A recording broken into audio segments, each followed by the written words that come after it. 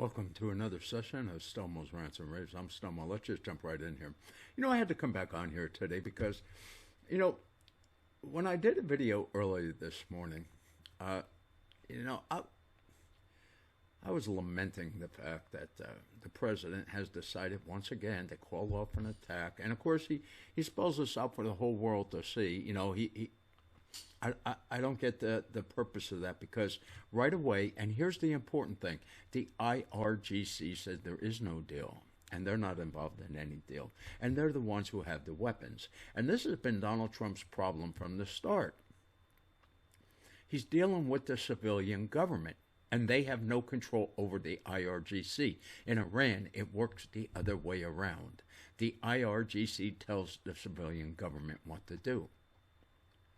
But here, yeah, the civilian government, there's no doubt that they want the fighting to stop. I get it.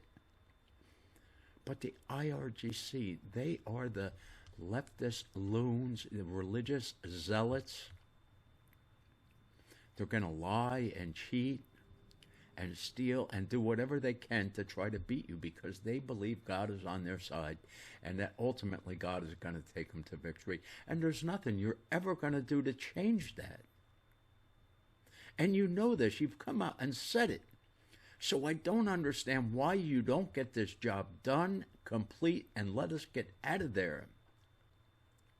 Instead, you want the American people to suffer far more than they already are. And I'm sorry, Mr. President, these Iranians are never going to negotiate a real deal that they're going to abide by, okay? They may give you the satisfaction of saying, well, we got a deal. But I guarantee it, just like all the other deals in the last 50 years, have all fell through, okay? They're not, never, ever, ever. There is only one way, and that is to defeat them.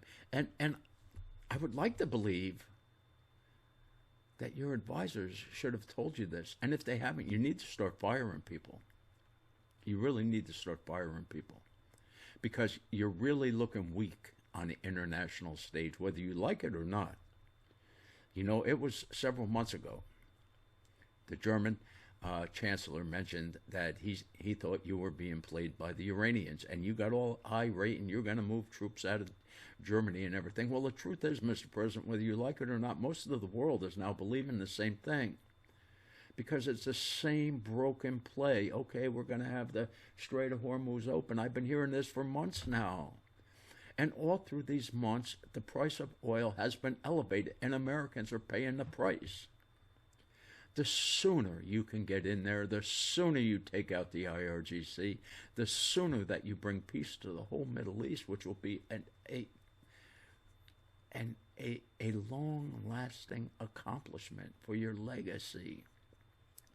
Instead, because Iran is now a much more dangerous country than before you started this thing, you need to get it ended. And the only way to end it is in victory and stop playing these games. Because I may be the only one who feels this way. But I believe you're now playing the American people. There's just no other way that you can cut this. I think you and your family are as happy as could be at all the peaks and valleys. You're making your stock trades and everything, and you're making millions. You're doing the things that you condemn Pelosi for, and that's what you're out there doing. At least that's what it appears like.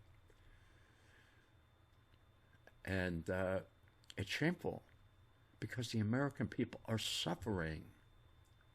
I know there's no inflation. And there has been inflation because the textbook definition of inflation is an increase in the money supply. And they've been increasing the money supply just continuously practically for at least the last 10 years. And they're going to have to continue to do it, which means prices are going to remain elevated. And I don't think you care. I think, I was reading that one of the reasons you called off the strike was because the Arab allies in the area asked you to. Well, I don't know if that's true or not. I can't understand why, after all the attacks that they have suffered at the hands of the Iranians, that they would really want to see this regime stay in power. I find that just hard to fathom. Now, I could buy that they might be publicly saying that, but I think privately that they want the IRGC taken out just as much as most people do. I don't know why this is a problem. I really don't. And it just gets more convoluted by the day. And the only, Americans are suffering, and apparently you're happy with that. How else can I read this? If anyone else has another opinion on how I could take this, I would love to hear it. I'll be all ears.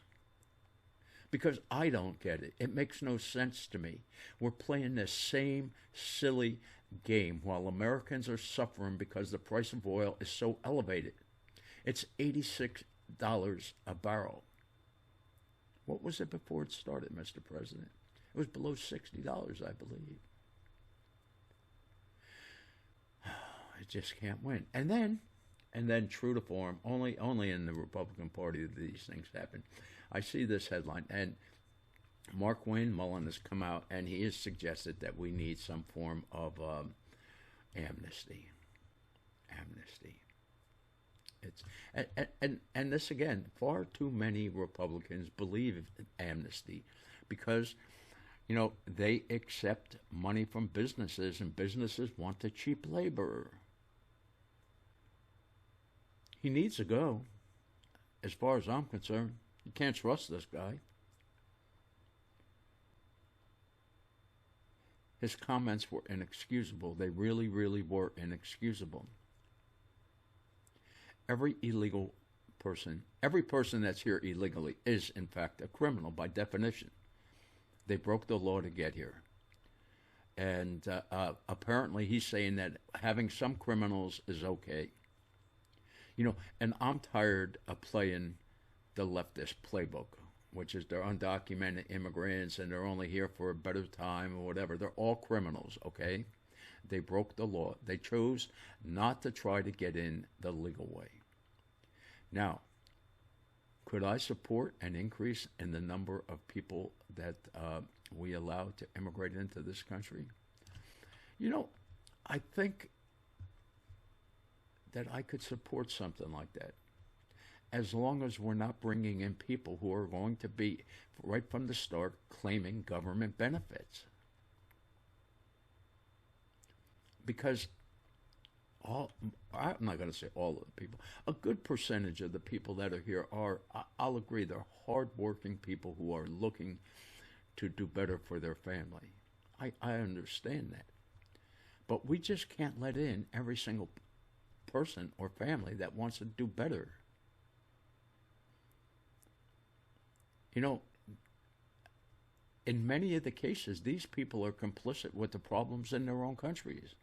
They put in, they re-elect the people who create the problems. Or in some cases, they elect leftist loons and then cry when that there's leftist loon policies. I don't understand that, but it makes no sense to me. But true to form, Mark Wayne Mullen, it depends which audience he's talking to. Some of them he's going to say, yeah, we need to, maybe let some of these people stay here. And, and one of the comments, I don't remember which person made the comment, but they said, maybe this is why we've stopped the heavy presence of ICE and deporting people. I live in Florida, and Florida, I think, is just like every other state in the union. That we have tons and tons and tons and tons of illegal people. They're all over the place. I remember several decades ago, I would have to travel at least 30 miles from my home before I saw any amount of Spanish-speaking people. And the ones I would see were most of those that were working the fields here. Now everywhere I go, and you know what? I live in a red state and in a red county, and I now go in stores and nobody speaks English. That's shameful in this country. And yes, okay, here in Florida they have now, in order to get a driver's license and everything, it has to be, all the tests have to now be in English. It should have been that way all the way along. who knows who was against that? But let me explain why I could buy in to the fact that we need to perhaps immigrate, let more people immigrate into this country. I've searched high and low for it now that we're in the AI age when, all this information should be right at our fingertips. And I can no longer find the information that I could find as, I don't want to say as I was growing up, but as I was a young adult and going into middle age. I could see the amount of people that were born in this country. And every year it was declining. And it was this way for at least, I'm going to say, 20 years. So it only seems natural that if less people are joining the labor force in each preceding year than those entering it, the workforce should be shrinking. And our GDP should be shrinking. But see, our politicians know that that's not a good look. So they know how to fudge it all. Donald Trump fired the head of the BLS. He was upset over the jobs numbers that were incorrect. And they were, I was livid the first time I heard the president take credit for those jobs numbers. And I was really mad at the Republican pundits because all of these pundits knew every single month when the Biden numbers would come out, they all knew that these would get revised downward. But suddenly Trump gets in office and they're all mute. Well, let me tell you, you must want to lose the country if you're not going to keep the man that we're hoping to save this country. If you're being dishonest about it all. And that's what we're dealing with is dishonesty. This time around, I think President Trump is far more dishonest than he was his first time around. Maybe he learned that's the political way, just lie to the people. Well, Mr. President, it's not going to bode well for you. I know there's a lot of people. There are a ton of rhinos out there, Mr. President, and some of them you supported. I could never understand why you supported Johnson for Speaker and Thune as Senate Majority Leader, because they're both rhinos, and neither one of them is very intent on passing your agenda, and that should be crystal clear to you right now. You're 18 months into your third term here, and the country's doing worse now than when you started out, and that's just now. I believe. And, I've been saying this consistently. This is all a result of the Biden policies. It takes time to turn an economy around. But one of the problems is, one of the headwinds that we're now facing that we never had to face before is this huge debt around our neck. And the fact that we're now 120%, 20-some percent of debt to GP ratio. It's unsustainable. But nobody seems to care about it. That everybody's just, and I think the problem is everyone out there is saying, let me get as rich as I can, as quick as I can before the major problems start. Because the corruption out there is just off the wall. And you're never going to convince me that members of both parties, I am convinced, knew about it. I don't know how you could have oversight over some of these departments and not realize that billions and billions of dollars is being stolen right out from under your nose. It's not the oversight wasn't very effective now, was it? But that's just a reality.